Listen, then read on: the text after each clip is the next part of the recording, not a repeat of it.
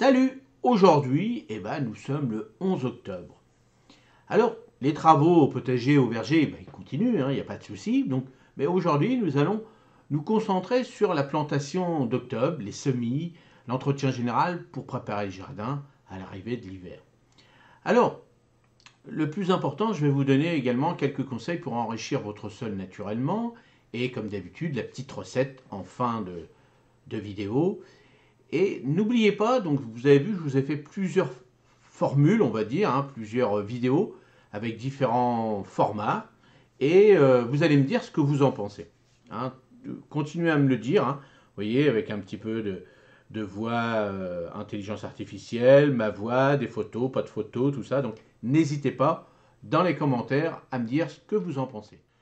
Alors les travaux du jour au potager et verger. Alors la préparation du sol pour l'hiver. Alors au potager, il est temps de continuer à préparer le sol pour l'hiver, retirer les dernières cultures estivales et nettoyer le plate-bande, apporter du compost mûr, du fumier décomposé ou du BRF pour nourrir le sol en prévision du printemps.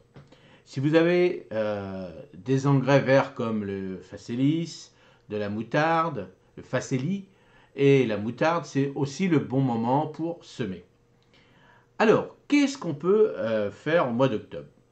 Alors, les plantations, en octobre, vous pouvez encore planter encore pas mal de choses. Alors, l'ail, alors là, on continue l'ail d'automne, les échalotes, les oignons blancs, alors les fèves et pois pour les récoltes précoces.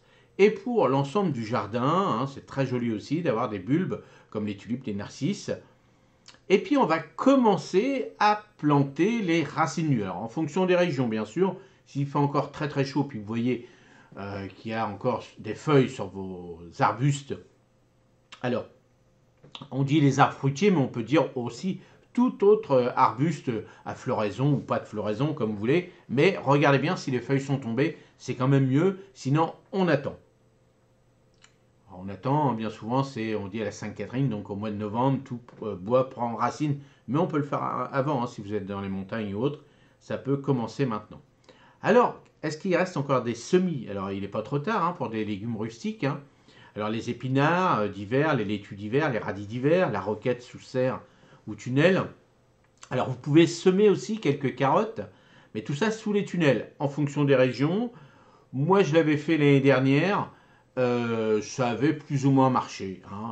En fonction, bon là, il fait encore un peu chaud, donc sous les tunnels, vous pouvez essayer, mais à voir. À voir, moi, ils avaient eu tendance à monter en fleurs. Alors, moi, en Normandie, donc ça dépend aussi peut-être certainement des variétés de carottes que vous pouvez utiliser. Mais bon, regardez bien derrière le paquet si vous pouvez le faire. Pareil pour les épinards, et les laitues et les radis. Bon, les radis d'hiver, vous pouvez mettre encore les petits radis roses, il n'y a pas de souci. Mais les radis d'hiver, surtout les noirs. Les laitues d'hiver, donc ça va être marqué sur le paquet. Et les épinards, c'est des variétés aussi spécifiques.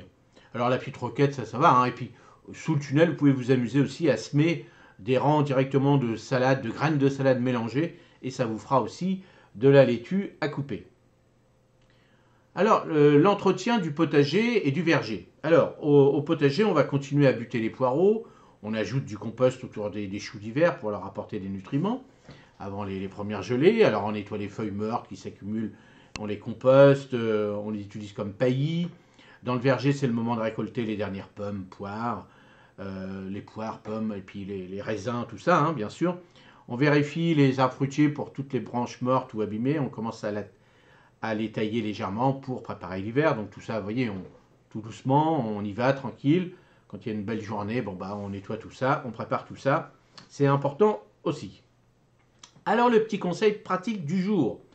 Profitez de cette période pour récolter vos légumes racines, comme les carottes, betteraves et panais, avant que les nuits ne deviennent trop froides. Ces légumes se conservent bien en cave ou en silo ou à l'abri du gel. Ça, vous voyez, moi les miennes, mes carottes, je les laisse dans le potager.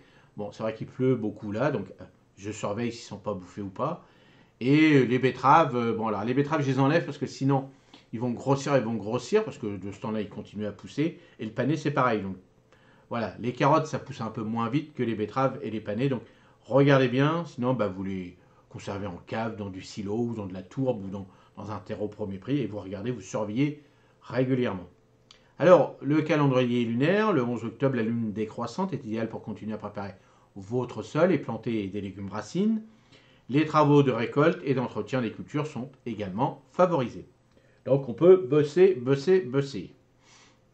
Alors la petite astuce du jour, donc utiliser les branches fines des arbres taillés pour fabriquer du tuteur naturel pour vos légumes de l'an prochain. Laissez-les sécher cet hiver, ils seront prêts pour soutenir vos plantes, tomates ou haricots. Bah oui, par exemple, si vous avez des noisetiers, hein, moi tous les 3 ans je coupe mes noisetiers, donc je garde des grandes tiges, et avec ça on peut faire pas mal de choses en tutorage, et puis c'est quand même plus joli, ces branches de noisetier par exemple, que des branches, bon, des trucs en plastique ou autre. Alors la petite recette, soupe d'épinards aux pois chiches. Alors je vous propose une soupe réconfortante, donc faites revenir de l'ail et des oignons dans un peu d'huile, ajoutez des épinards frais et des pois chiches cuits, laissez mijoter avec un bouillon de légumes, puis mixez légèrement pour obtenir une texture onctueuse. Avec quelques morceaux, servez avec un filet d'huile d'olive et une tranche de pain grillé pour un repas savoureux. Alors voilà pour le 11 octobre, donc n'hésitez pas à me dire ce que vous en pensez, hein, on fera vraiment ça, alors peut-être avant, hein, peut-être si vraiment ça vous plaît, bah, peut-être que je commencerai avant le 1er janvier, à voir, hein. Je vais vous faire une petite vidéo demain pour vous expliquer que je vais vous faire un petit sondage, après alors on a fait 8, 9, 10, 11, donc c'est 4 vidéos, 4 modèles de vidéos, et demain je vous ferai une petite vidéo pour vous montrer, on va faire un sondage, et puis je compte sur vous pour voir un petit peu ce que vous aimez, ce que vous n'aimez pas, lequel format ou pas. Voilà. À demain. Salut, merci.